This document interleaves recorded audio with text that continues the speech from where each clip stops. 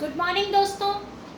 हिंदू झूम उठे, हिंदू झूम उठे, गुल चमन के जो खिल जाए, दुश्मन के कलेजे नाम सुनते ही हिल जाए।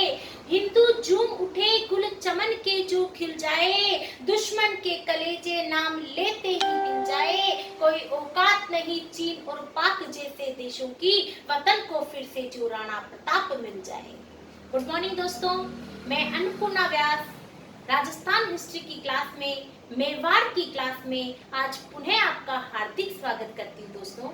दोस्तों राणा, राजपूतानी की शान है राणा, राजपूतानी की आन है राणा, वीरों के लिए एक पैगाम है राणा, और भारत माता के सपूत का नाम है राणा। जय हिंद दोस्तों। आज हम राजस्थान की धरती के एक बहुत ही अच्छे राजवंश मेवाड़ राजवंश की क्लास में फिर से उपस्थित हुए। दोस्तों कल की क्लास के अंदर मैंने आपको जैत्र सिंह के शासनकाल के बारे में बताया था।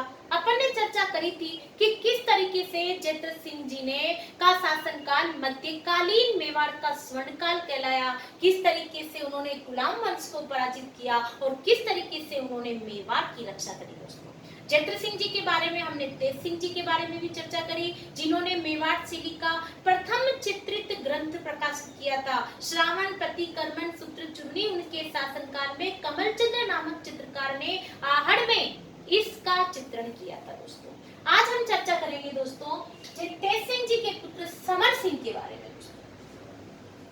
समर सिंह,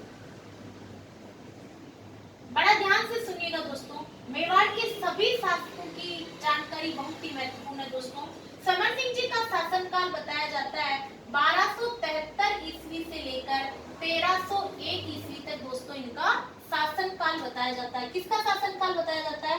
समर सिंह जी का शासनकाल बताया जाता है। दोस्तों समर सिंह जी के दो पुत्र बताए जाते हैं। समर सिंह जी के कितने पुत्र बताए जाते हैं? दोस्तों दो पुत्र बताए जाते हैं। एक का नाम था रावल रतन सिंह, और दूसरे का नाम था दोस्तों कुंभकर्ण। ये दोनों ही पुत्र समर सिंह जी के पुत्र बताए जाते हैं, जिनका शासनकाल है 1273 ईस्वी से 1301 ईस्वी तक। दोस्तों जो रावल रतन सिंह है, इन्हें मेवाड़ का शासक बनाया जाता है। मेवाड़ के शासक कौन बनते हैं दोस्तों? रावल रतन सिंह। और ये जो कुंभकर्ण होते हैं, ये मेवाड़ छोड़कर नेपाल चले जाते हैं। दोस्तों कहाँ चले जाते हैं? नेपाल। और नेपाल में जाकर के इन्होंने गुहिल वंश की स्थापना करी थी। जो मेवाड़ वंश का ही एक हिस्सा है, उसकी स्थापना, गुहिल वंश की स्थापना इन्होंने कहाँ जाकर करी है दोस्तों? नेपाल में जाकर करी है। तो समर सिंह जी के दो पुत्र बता रहे हैं हम, एक तो रावल रतन सिंह है, एक दूसरे कुंभकर्ण है। कुंभकर्ण नेपाल चले गए हैं, जिन्होंने नेपाल में गुहिल वंश की स्थापना करी है, और रावल रतन सिंह जो है वो मेवाड़ के शासक है। दोस्तों ठीक है दोस्तों, तो ये हमारी इनकी बेसिक जानकारी होती है। समर सिंह जी जो थे दोस्तों, इनका शासनकाल भी अच्छा शासनकाल था। समर सिंह जी के बारे में हम जानकारी लेते हैं। और ये जो समर सिंह जी ना दोस्तों, इनके बारे में हमें कुंभलगढ़ प्रशस्ति से एक जानकारी मिलती है। क्या जानकारी मिलती है इन्हें? हमें कुंभलगढ़ प्रशस्ति से हमें समर सिंह जी के बारे में जानकारी मिलती है। कुंभलगढ़ प्रशस्ति के अंदर एक बहुत ही महत्वपूर्ण लाइन कही गई है। इसके अंदर इन्हें शत्रुओं का अपहर्ता बताया गया है।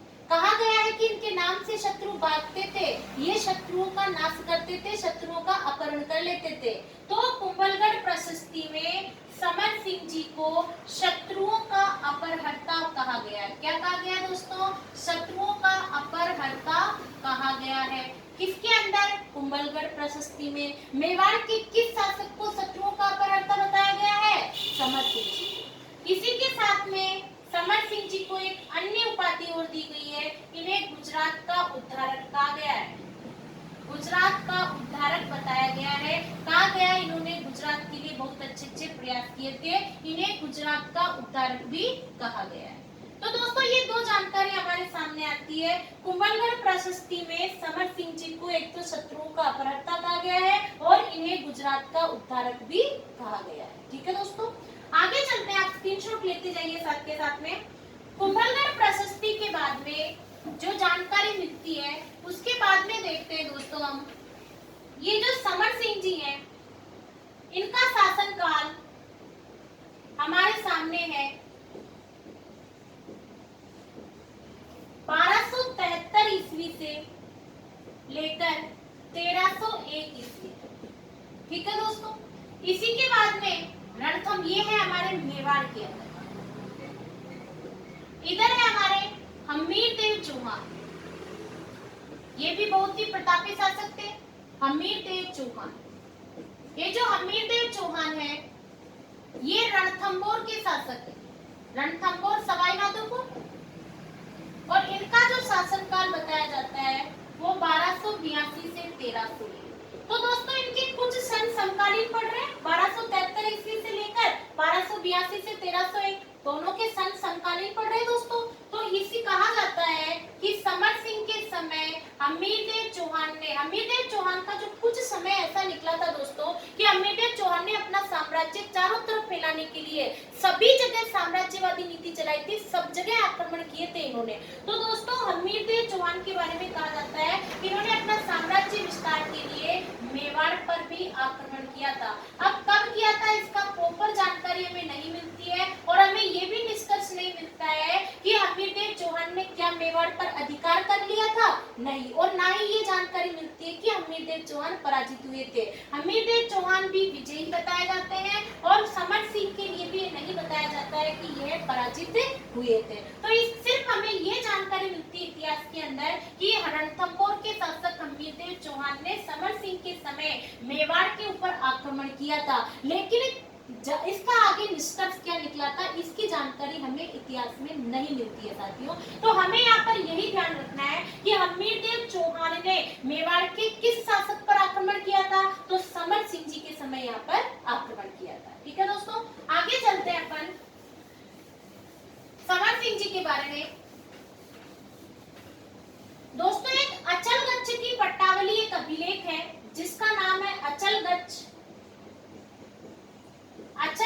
पट्टावली। ये जो अचलगच्छ पट्टावली है, इस अचलगच्छ पट्टावली से हमें एक जानकारी मिलती है। इस अचलगच्छ पट्टावली से हमें क्या जानकारी मिलती है कि जो आचार्य अमित सिंह थे, आचार्य अमित सिंह के कहने पर, एक आचार्य थे जिनकी बात समर सिंह जी बहुत माना करते थे, कि आचार्य अमित सिंह के कहने पर समर सिंह जी ने जीव हिंसा पर रोक लगा दी थी। समर सिंह जी ने जीव हिंसा पर रोक लगाई थी। तो जीव हिंसा के ऊपर मेवाड़ के किस शासक ने रोक लगाई है? समर सिंह जी ने। ये जानकारी हमें कहाँ से मिल रही है? अचलगच्छ पट्टावली से मिल रही है। और किसके कहने पर? आचार्य अमित सिंह के कहने पर समर सिंह जी ने जीव हिंसा के ऊपर रोक लगाई थी। ठीक है दोस्तों, आगे चलते हैं अपन समर सिंह जी के बारे में। एक बहुत ही महत्वपूर्ण बात हमारे सामने आती है, मैं उसको बहुत अच्छे से समझाती हूँ दोस्तों। समर सिंह जी ने अलाउद्दीन खिलजी के सेनापति बुलबुल खां को हमारे मेवाड़ से भारी दंड के बदले में मेवाड़ में से होकर के निकलने दिया था। इस बात का मतलब क्या है, आइए देखते हैं अपन दोस्तों। ये है हमारा प्यारा राजस्थान। कौन सा राजस्थान है दोस्तों? प्यारा राजस्थान, रंगीला राजस्थान। हमारे इस प्यारे राजस्थान के अंदर दोस्तों आपके मेवाड़ यहाँ पर पड़ता है। यहाँ के आसपास हम लिखेंगे जालोर। जरूरी नहीं है फिक्स है, ये समझाने की नजर से बता रही हूँ दोस्तों मैं आपको। मेवाड़ और जालोर, मेवाड़ में यहाँ लिखूंगी, मेवाड़ और जालोर। ठीक है दोस्तों, इधर पड़ता है हमारे पास में रणथंभौर। ठीक है दोस्तों, और यहाँ पर है हमारे पास में दिल्ली। दिल्ली के अंदर जो शासक है उनका नाम है अलाउद्दीन खिलजी। दिल्ली में कौन है? खिलजी वंश है, अलाउद्दीन खिलजी। और अलाउद्दीन खिलजी का शासन काल है 1296 से लेकर 1316 ईस्वी तक। किसका शासन काल है? अलाउद्दीन अलाउद्दीन खिलजी का। इधर जालोर के अंदर है हमारे पास में कानड़देव युवराज है दोस्तों। जालोर के इतिहास में पढ़ेंगे हम और भी जानकारी। कानड़देव यहाँ पर युवराज है जो करते धरता है। उसके बाद में मेवाड़ के अंदर है समर सिंह जी और रणथंभौर के अंदर है हमारे पास में हमीरदेव चौहान। हमीरदेव चौहान का शासनकाल 1282 से 1301। समर सिंह का जो शासनकाल है, समर सिंह जी के शासनकाल के अंदर आप देखेंगे 1272 से लेकर 1301 ईस्वी तक इनका शासनकाल है। कानड़देव का 1305 से लेकर 1311 शासनकाल है। ये इनके समकालीन नहीं है, लेकिन ये इस समय युवराज है। इनके समय युवराज घोषित हो चुके हैं और कानड़देव करते अपने डिसीजन ले सकते हैं। तो दोस्तों क्या होता है कि ये जो अलाउद्दीन खिलजी था दिल्ली के अंदर, ये अलाउद्दीन खिलजी ने अपने छोटे भाई, इनके छोटे भाई का नाम था दोस्तों उलगू खां, और इसका इनके एक सेनापति थे मोहम्मद शाह है, मोहम्मद शाह है और केहल, इनके सेनापति थे दोस्तों। तो ये अलाउद्दीन खिलजी ने क्या किया दोस्तों कि उलगू खां, मोहम्मद शाह और केहल, उलगू का छोटा भाई है, तो उलगू शाह, मोहम्मद शाह और केहल को कहा कि तुम तीनों बड़ी सी सेना लेकर के, यहाँ पर गुजरात पड़ता है दोस्तों, तो बड़ी सी सेना लेकर के गुजरात के अंदर एक सोमनाथ मंदिर है जो कि पहले स्वर्ण नगरी मानी जाती थी दोस्तों, सोमनाथ। तो अलाउद्दीन खिलजी ने इन उलगू खां, मोहम्मद शाह, केबरू को कहा कि आप लोग गुजरात जाओ और गुजरात जाकर के गुजरात को लूट कर लेकर आओ। तो उलगू खां, मोहम्मद शाह, केबरू एक विशाल सेना के साथ में अब गुजरात जाने के लिए रवाना हुए। अब गुजरात जाएंगे तो उनके पास में दो रास्ते हैं, या तो वो जालोर से होकर निकले या मेवाड़ से होकर निकले।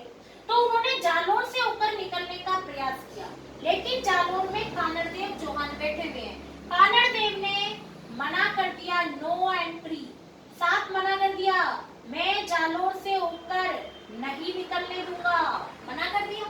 जब इन्होंने इसको जालोर से जाने से मना कर दिया तो उलगू खां ने अपनी सेना को लेकर के मेवाड़ से निकलने लगी। तो मेवाड़ के अंदर समर सिंह जी थे। मेवाड़ के अंदर समर सिंह जी ने कहा कि मैं रास्ता तो दे दूंगा, जाने तो दूंगा, लेकिन इसके बदले में भारी कर देना होगा, भारी दंड दे करके, भारी कर, भारी पैसा दे करके जाना पड़ेगा, भारी कर देना होगा। तो दोस्तों इनको यहाँ से उलगू खां, मोहम्मद शाह, केबरू को समर सिंह ने मेवाड़ से होकर निकलने दिया, लेकिन किसके बदले में? भारी कर के बदले में पैसे लेकर जाने दिया, ऐसे डर कर नहीं जाने दिया। तो दोस्तों इस तरीके से ये जानकारी बताना मैं आपको चाहती थी। अब मेवाड़ सोमनाथ लूटने के बाद में जब ये वापस जा रहे होते हैं तो दोस्तों यहाँ पर ये विश्राम करते हैं। विश्राम करने के दरमियान इनमें कुछ अनबन हो जाती है, तब ये मोहम्मद शाह, केबरू बात करके रणथंभौर में हमीरदेव चौहान के पास आ जाते हैं। ये बहुत अच्छी स्टोरी है दोस्तों, इसके बारे में चर्चा हम अगला जब हमारे चौहान वंश के अंदर हम पढ़ेंगे हमीरदेव चौहान की युद्ध के बारे में कि अलाउद्दीन खिलजी ने हमीरदेव चौहान को क्यों आक्रमण किया था, तब हम इसके बारे में चर्चा करेंगे, जो कि चौहान वंश में पढ़ेंगे दोस्तों।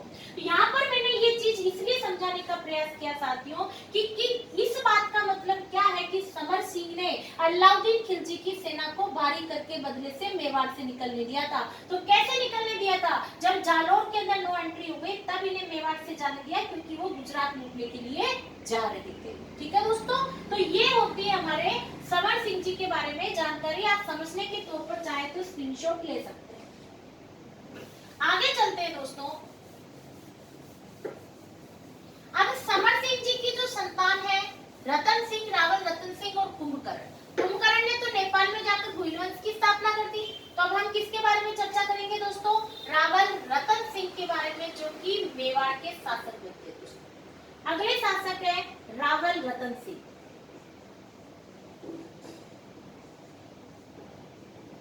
दोस्तों मैंने आप लोगों को बताया था कि राणा क्षेम सिंह के दो शाखाओं के अंदर विभाजित राणा रण सिंह की जो संतान थी क्षेम सिंह और राहत, उन्होंने एक ने सिसोदिया शाखा में चले गए थे और एक रावल शाखा में चले गए थे। तो दोस्तों ये रावल शाखा चल रही है और इनका शासनकाल बता रहे हम 1301 से लेकर 1303 ईस्वी तक इनका शासनकाल होता है। तो दोस्तों जो रावल रतन सिंह थे ये रावल शाखा के मेवाड़ के अंतिम शासक थे। इसके बाद में रावल शाखा के बाद में सिसोदिया शाखा स्टार्ट हुई। तो रावल शाखा के मेवाड़ के अंतिम शासक थे। आपके एग्जाम में क्वेश्चन आ सकता है कि रावल शाखा के मेवाड़ में अंतिम शासक कौन थे, तो आपको बताना है अंतिम शासक रावल रतन सिंह। कौन थे दोस्तों? रावल रतन सिंह। रावल रतन सिंह मेवाड़ के शासक बने थे, ये जानकारी हमें कहां से मिलती है दोस्तों? रावल रतन सिंह शासक बने थे और कुंभकर्ण नेपाल गए थे, ये जानकारी हमें कहां से मिलती है? रावल रतन सिंह मेवाड़ के शासक बने थे दोस्तों, मेवाड़ के शासक बने थे। यह जानकारी हमें कुंभलगढ़ प्रशस्ति व एकलिंग महात्म्य से मिलती है। कुंभलगढ़ प्रशस्ति तथा एकलिंग महात्म्य से हमें यह जानकारी मिलती है कि रावल रतन सिंह ही मेवाड़ के शासक बने थे और कुंभकर्ण ने नेपाल में जाकर भुइल वंश की स्थापना करी थी। ये जानकारी हमें कहां से मिल रही है? कुंभलगढ़ प्रशस्ति और एकलिंग महात्म्य से मिल रही है।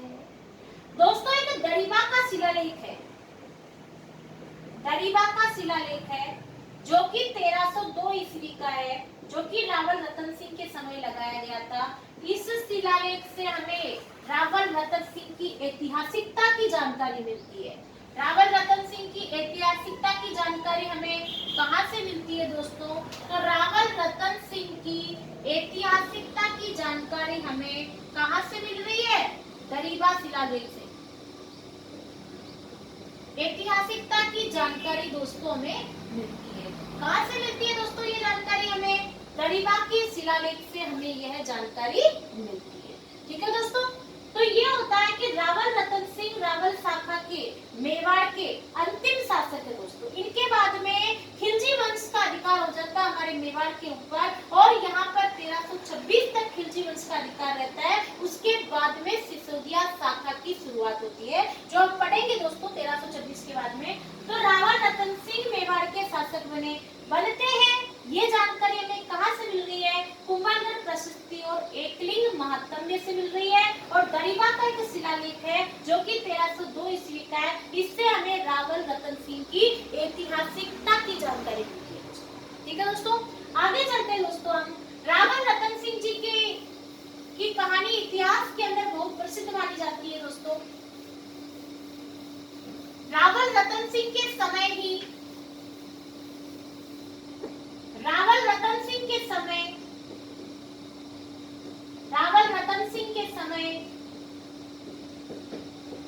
क्या समय है इनका? 1301 से लेकर 1303। कहां पर है? मेवाड़ में।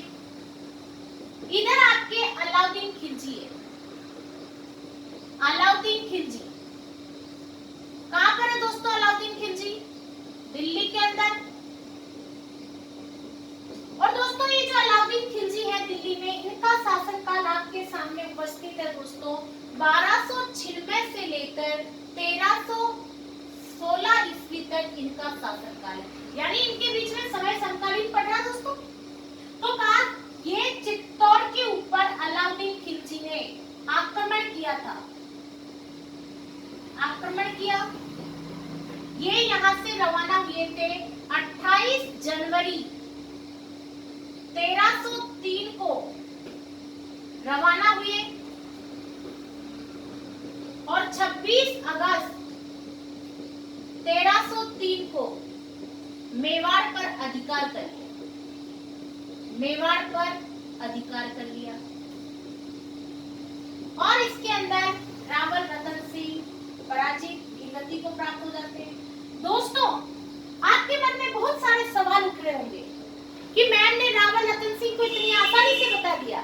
नहीं दोस्तों, रावल रतन सिंह के साथ में हमारे की वीरांगना रानी पद्मिनी की कहानी जुड़ी हुई है। रानी पद्मिनी जिन्होंने अपने स्वाभिमान की रक्षा के लिए, अपने आत्मसम्मान की रक्षा के लिए, अपने सतीत्व की रक्षा के लिए 1600 रानियों के साथ में अग्नि को जिंदा गले लगा लिया दोस्तों।